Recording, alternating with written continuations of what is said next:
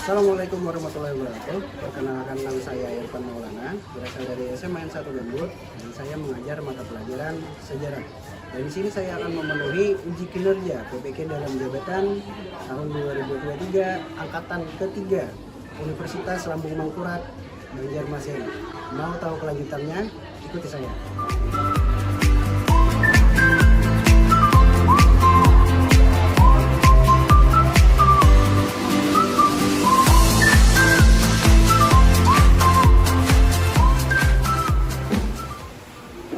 Assalamualaikum warahmatullahi wabarakatuh. Waalaikumsalam warahmatullahi wabarakatuh.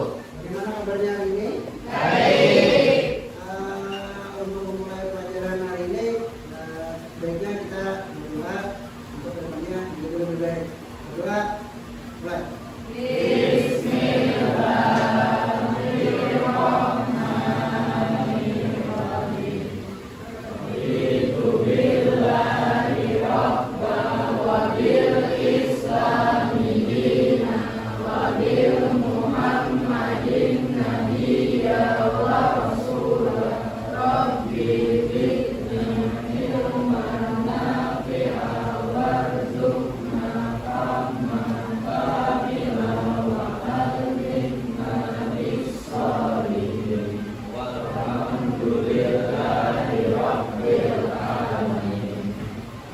Terima kasih.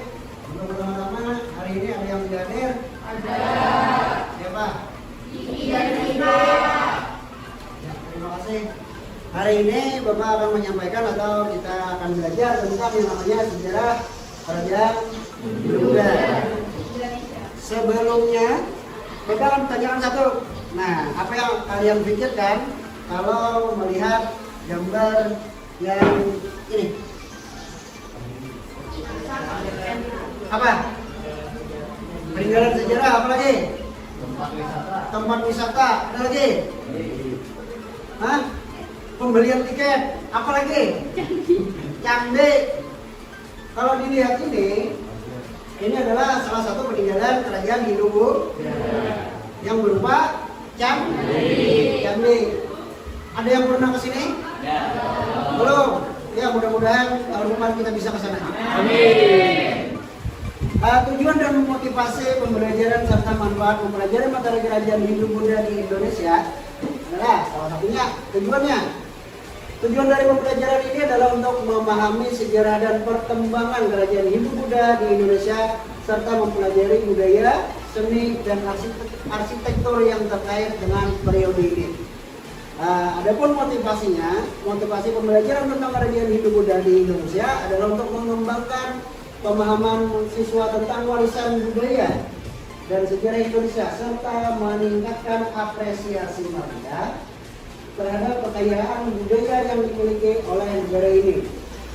Dan adapun manfaatnya juga untuk mempelajari pelajaran Hindu-Buddha pada saat ini adalah memahami sejarah Indonesia, menghargai keanekaragaman budaya, mengembangkan pemahaman seni dan arsitektur, mengembangkan pemahaman agama, dan meningkatkan kesadaran akan sejarah.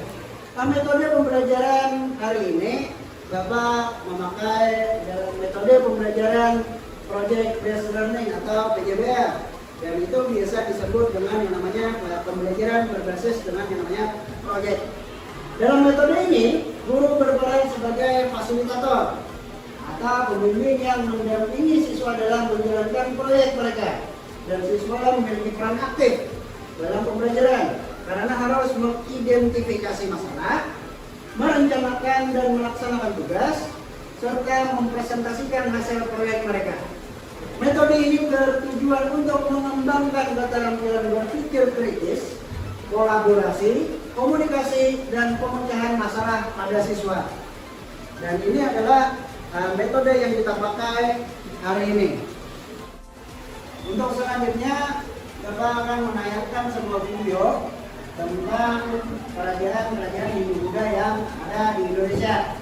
Dan selamat menyaksikan.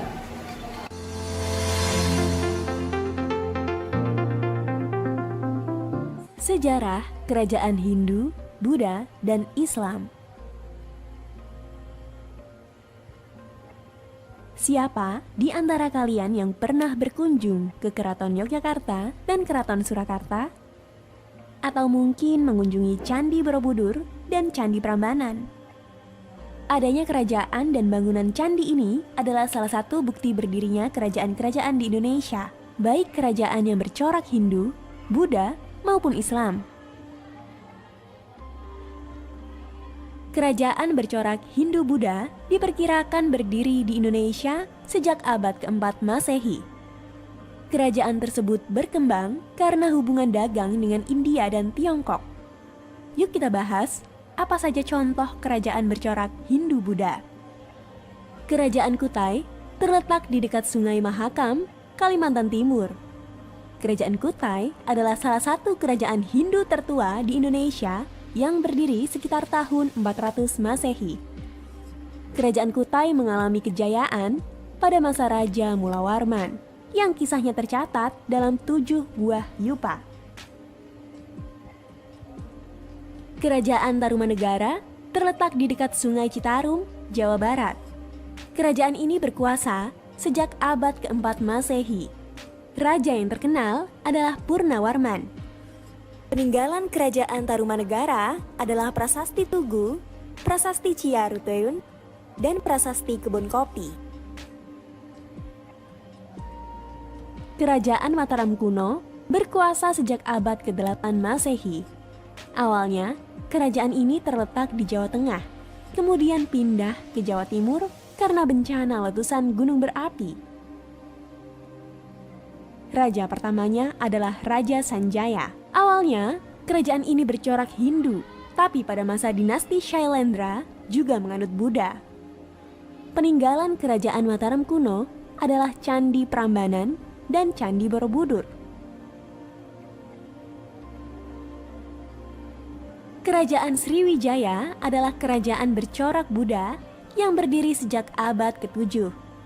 Kerajaan ini terletak di Palembang, tepatnya di dekat Selat Malaka. Kerajaan ini mampu berkembang dengan pesat karena Selat Malaka merupakan pusat pelayaran dan perdagangan internasional. Raja yang terkenal adalah Raja Balaputradewa. Peninggalan Kerajaan Sriwijaya adalah Prasasti Kedukan Bukit dan Prasasti Talang Tuo. Kerajaan Singosari terletak di Malang, Jawa Timur. Kerajaan ini didirikan oleh Ken Arok pada abad ke-13. Raja yang terkenal adalah Kertanegara yang membawa Singosari ke puncak kejayaan melalui ekspedisi Pamalayu. Peninggalan Kerajaan Singosari adalah Candi Jago, Candi Kidal, dan Prasasti Kudadu. Kerajaan Majapahit berdiri sekitar tahun 1293 sampai 1527 Masehi dan berpusat di Jawa Timur.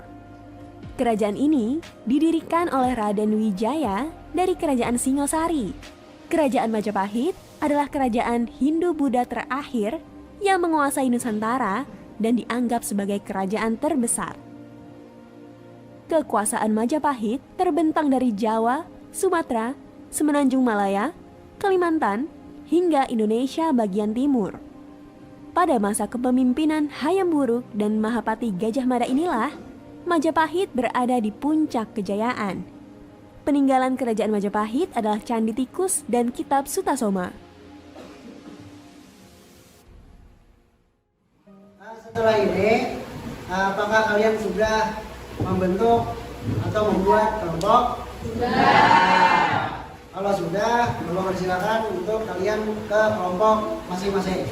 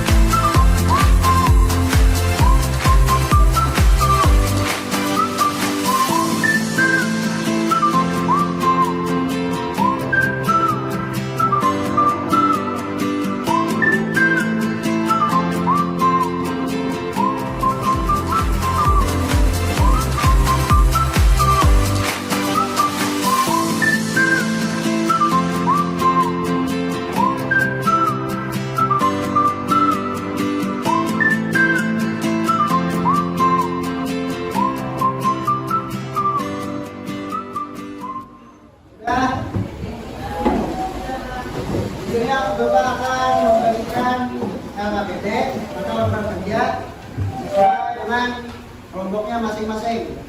Sini kelompok apa?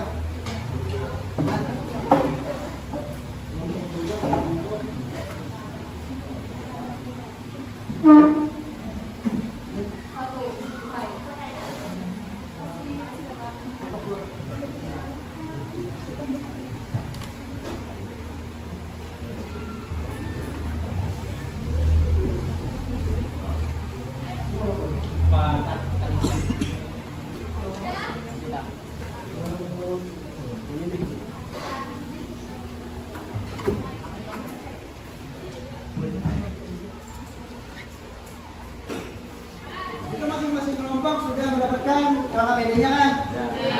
Dan di LKPD tersebut sudah ada petunjuk penggunaan LKPD-nya. Dan di situ ada tulis nama, tuliskan jawaban kalian dan bagaimana caranya menggunakan LKPD tersebut. Dan di sana langkah-langkahnya juga ada.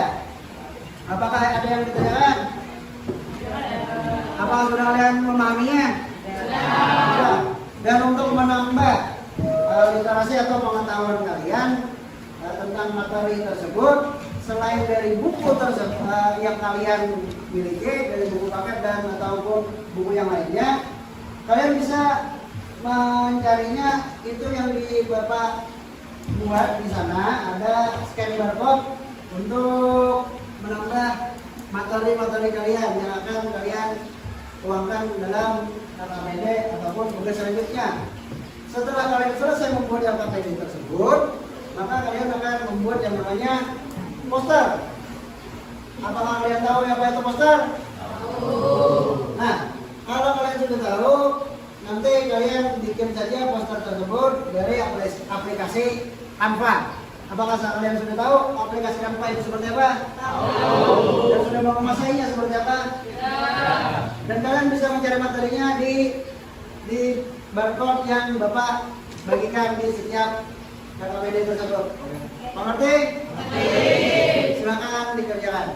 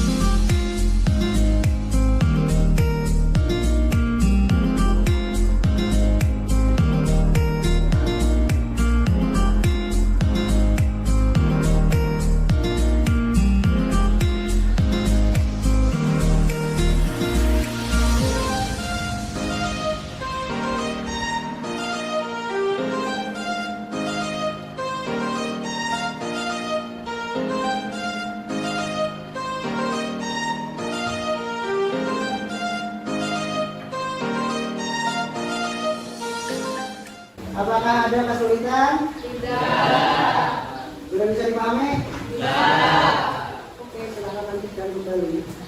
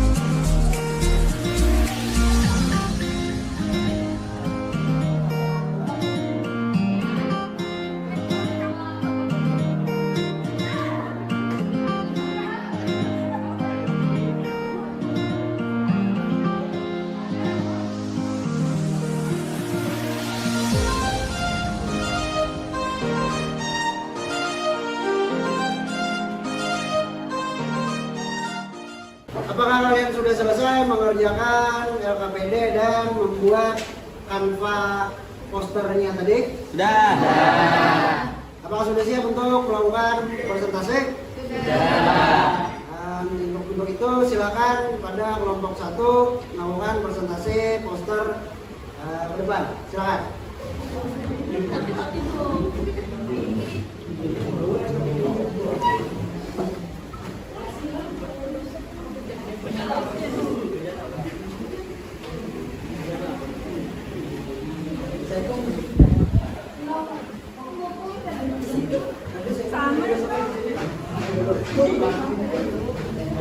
Oke, untuk kelompok 1 dan yang lainnya silakan untuk memperhatikan yang presentasi. Kelompok 1 dipersilakan.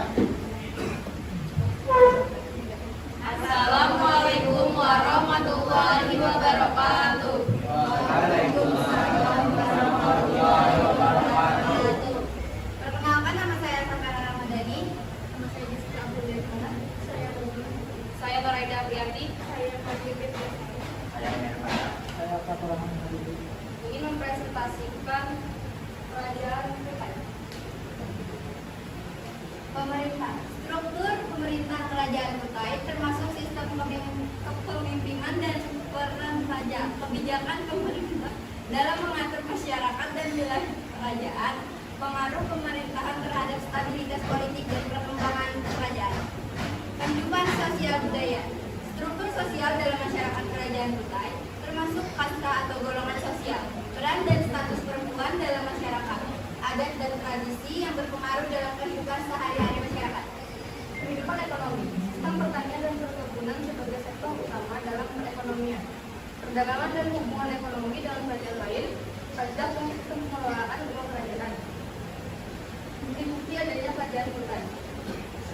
Peninggalan khusus seperti arsitektur, candi atau peninggalan sejarah lainnya yang menjadi bukti keberadaan kerajaan.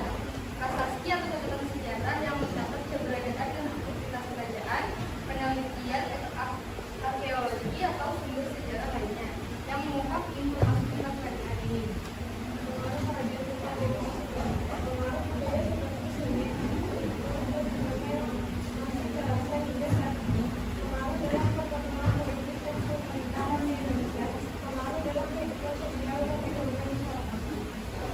Sekian presentasi dari kami. Apa ada yang mau ditanyakan?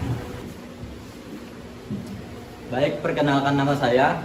Nama saya Muhammad Rudi Maulana dari kelompok 4, ingin menanyakan sesuatu terkait materi tersebut.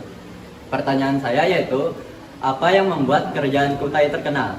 Ya, untuk kelompok lain apa ada yang mau ditanyakan lagi? Perkenalkan, nama saya Kumati. Saya ingin bertanya, mengapa Kutai disebut kerajaan tertua? Menjawab dari pertanyaan kelompok 4, mengapa kerajaan Kutai menjadi terkenal? Kerajaan Kutai menjadi pusat perdagangan karena terletak pada jalur perdagangan antara Cina dan India. Selain pertanian, perdagangan menjadi bagian penting dari kehidupan masyarakat Kutai. Letaknya yang menjorok ke daerah pedalaman menjadikannya tempat persinggahan bagi pedagang dari Cina dan India. Menjawab dari pertanyaan kelompok 3, mengapa kerajaan Kutai disebut sebagai kerajaan tertua? Salah satu alasan mengapa Kutai dianggap sebagai kerajaan tertua adalah karena bukti arkeologis yang mengungkapkan jejak peradaban kuno di daerah ini. Penemuan-penemuan ini termasuk prasasti batu yang berasal dari abad ke-4 Masehi yang membuktikan keberadaan kerajaan ini pada zaman kuno. Bagaimana untuk jawaban yang tadi? Apakah sudah jelas? Jelas. Sekian presentasi dari kami. Terima kasih banyak. Assalamualaikum warahmatullahi wabarakatuh.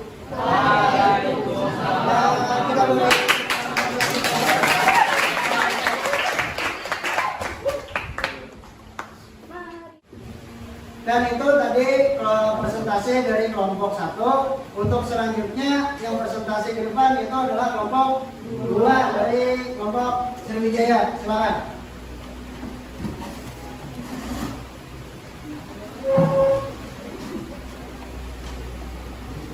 Assalamualaikum warahmatullahi wabarakatuh.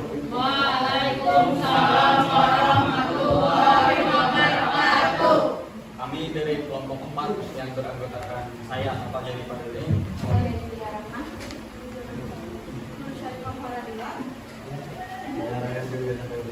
Saya Ahmad Dika Matli. Saya Adrian Darmatastudio.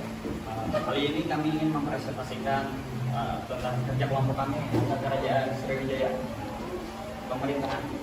Pemerintahan Kerajaan Sriwijaya menganut sistem kedatuan. Sistem ini menggambarkan Kerajaan Sriwijaya yang mandala atau persisif, atau dipilih oleh para putra dari keturunan kerajaan. Kehidupan sosial dan budaya. Kerajaan Sriwijaya memiliki kehidupan sosial yang beragam karena interaksi dengan perdagangan dari luar serta memiliki kehidupan ekonomi yang berkembang pesat berkat letaknya yang strategis dan dominasi dalam perdagangan maritim di wilayah Nusantara.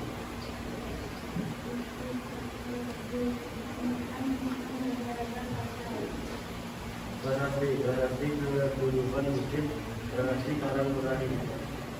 Pengaruh agama Buddha. Kerajaan Sriwijaya merupakan pusat agama Buddha di Asia Tenggara dan Asia Timur pada masanya. Pengaruh perdagangan.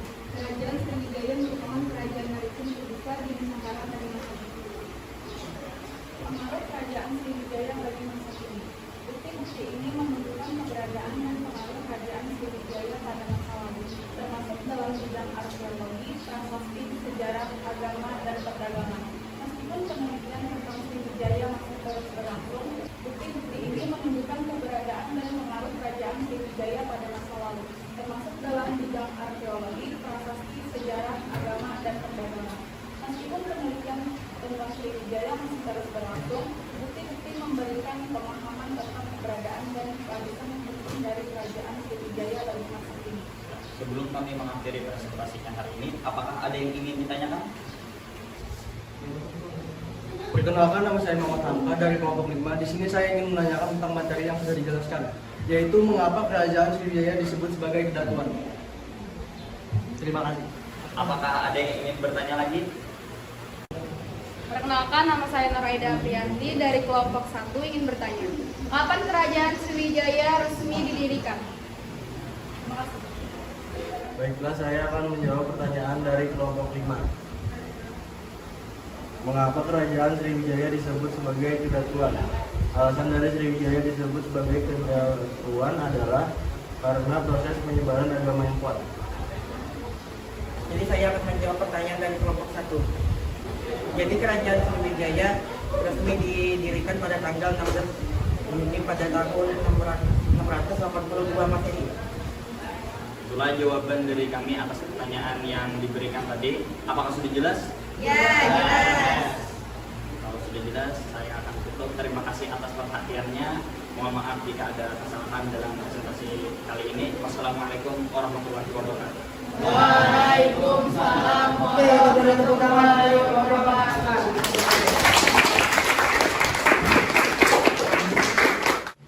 Dan itulah tadi presentasi dari dua kelompok yang maju.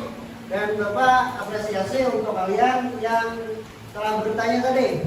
Dan Bapak akan memberikan reward pada orang-orang yang bertanya tadi. Silakan. Siapa tadi yang bertanya dari kelompok berapa? Jadi satu. Ini satu. Siapa lagi? Itu satu. Ini satu. Dan di sini satu. Dan terima kasih untuk kalian yang bertanya. Nanti kalau yang kelompok yang maju tadi, nanti ada juga reward untuk kalian. Dan kita beri tepuk tangan untuk kalian semua yang sudah bertanya.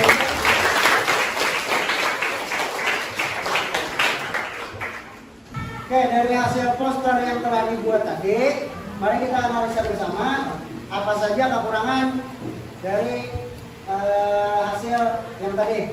Ada yang bisa menjelaskan bagaimana? Ada yang kurang? Pak, Ya, apa? menurut saya teks penjelasannya terlalu kecil sehingga sulit untuk dilihat dan juga sulit untuk memahaminya. Nah, sudah itu. Berarti teksnya terlalu kecil dan sehingga sulit untuk memahami. Oke, ada lagi? Ya Pak, menurut ulun warnanya, menurut saya warnanya terlalu pucat dan teksnya kurang ada penjelasan, jadi sulit dipahami. Oh, berarti untuk masalah pewarnaan dan masalah teksnya yang kurang jelas atau kurang besar. Dari sana apakah nantinya bisa diperbaiki? Bisa. Untuk setiap kelompok itu sudah bagus untuk membuat posternya, dan kalau bisa nanti untuk tugas-tugas berikutnya lebih ditingkatkan lagi. Dan untuk itu Bapak terima kasih, dan kita tepuk tangan dulu untuk semuanya telah berhasil menyelesaikan. Dan untuk selanjutnya perilaku apa saja yang bisa dihindari atau yang mungkin perlu sangat dihindari pada pembelajaran berikutnya. Ada yang bisa jawab? Ya. Tidak makan dalam kelas. Tidak makan dalam kelas. Tidak ribut. Tidak ribut. Siapa lagi? Lebih menyimak pada saat guru menjelaskan. Ada lagi? Ya Pak, Ya Pak. tidak tidur di dalam kelas. Tidak tidur dalam kelas. Dan itulah intinya ke depannya nanti kalian bisa meminimalisir hal-hal yang disebutkan teman-teman kalian tadi. Mengerti? Dan selanjutnya ini untuk kelanjutannya, hal apa saja yang masih kurang dalam penerapan metode pembelajaran ini? Ada yang bisa jawab? Kak, waktu pemutaran video tadi suaranya kurang jelas karena tidak ada speaker. Berarti nanti kita adakan speaker untuk pemutaran video. Ada lagi? Manajemen waktu yang kurang. Oke, kalau untuk manajemen waktu nanti kita sesuaikan dengan mata pelajarannya dan materinya. Mengerti? Untuk rencana tindak lanjutnya, nanti kelompok selanjutnya yang melakukan presentasi. Apakah sudah siap? Siap. Kalau sudah siap, nanti kita akan langsung presentasi saja, dan kelompok yang akan maju mohon bersiap-siap. Setelah ini, Bapak persilakan kalian kembali ke tempat duduk masing-masing. Silakan.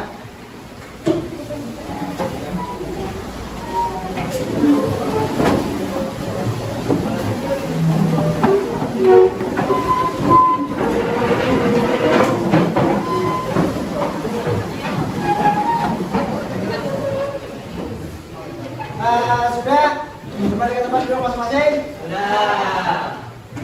Ini Bapak akan mengirimkan link soal untuk dijawab semua.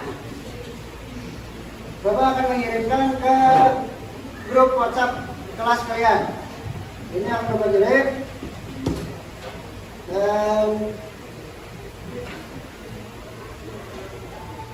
silakan dijawab.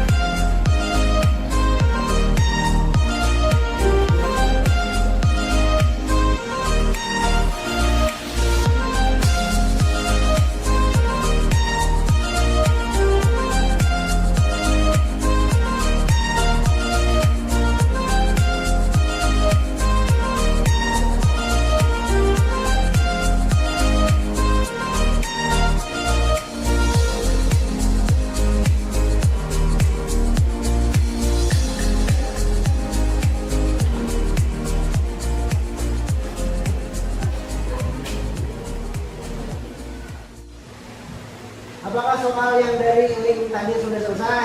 Sudah. Apakah sudah diklik untuk dikirim? Sudah. Kalau sudah selesai dan dikirim, mari kita mengakhiri pembelajaran hari ini. Mudah-mudahan pembelajaran hari ini bermanfaat bagi kalian untuk kedepannya dan bisa menambah pengetahuan kalian di masa yang akan datang. Itu berdoa mulai.